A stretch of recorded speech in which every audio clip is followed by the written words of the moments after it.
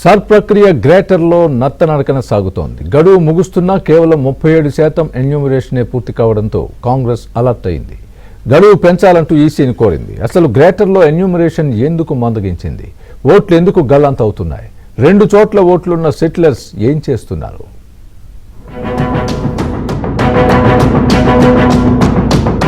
హైదరాబాద్ లో సరగొడవు పొడిగించాలని మంత్రి పొన్నం ప్రభాకర్ నేతృత్వంలోని కాంగ్రెస్ బృందం ఈసీని కోరింది.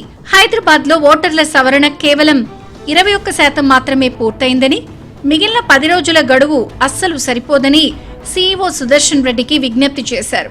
బిఎల్ఓలు ఇళ్లకు రావడం లేదు అనే ఫిర్యాదులు వస్తున్నాయని మంత్రి పొన్నం తెలిపారు. 10 రోజుల గడువు ఉంది. గడువు పెంచమని చెప్పినప్పటికీ 10 రోజుల లోపల వీలైనంత, ఎందుకంటే వాస్తవంగా అర్బన్ లో పోలింగ్ కూడా తక్కువైతే మీ అందరికి తెలుసు.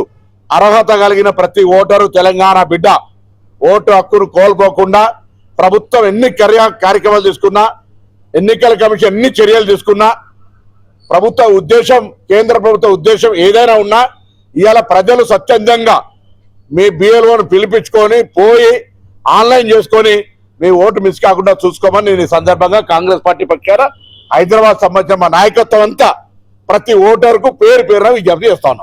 ఎన్నికల సంఘం జూన్ 25 నుంచి జూలై 24 వరకు ప్రత్యేక ఓటర్ల జాబితా సవరణ చేపట్టింది.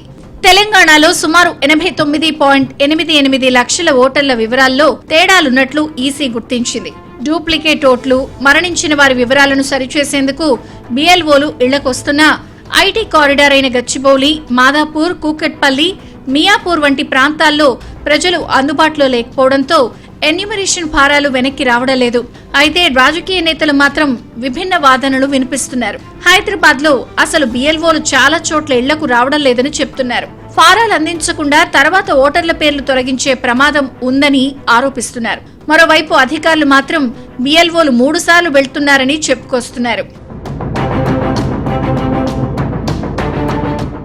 హైదరాబాద్, మల్కాజ్గిరి జిల్లాల్లో ఎన్యూమరేషన్ కేవలం 37%కే పరిమితం కావడానికి ప్రధాన కారణం ఏపీ సెటిలర్లే అని తెలుస్తోంది.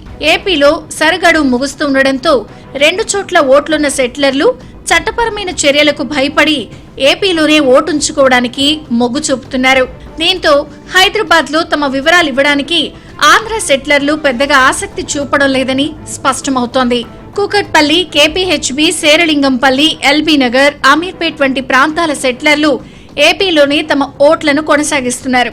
హైదరాబాద్ లోని 46.79 లక్షల ఓటర్లలో ఇప్పటి వరకు కేవలం 17.17 లక్షల మందే ఎన్యూమరేషన్ లో పాల్గొన్నారు.